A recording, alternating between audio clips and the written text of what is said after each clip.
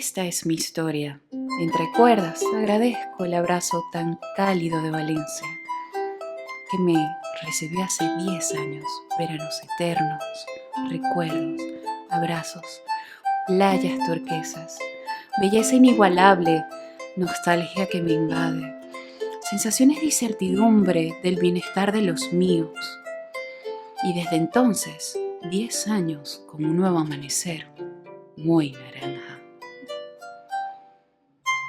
Cruzando la Oceanía, flotando con mi mochila, con mareas de nostalgia y vientos de ensueño, cargando los recuerdos, dejando atrás un horizonte, sintiendo la terreta con pólvoras y fiestas, unas 16 maletas, 5 sonrisas que abrazo, 4 a quienes yo amo, 2 que me enseñaron, 3 naranjos.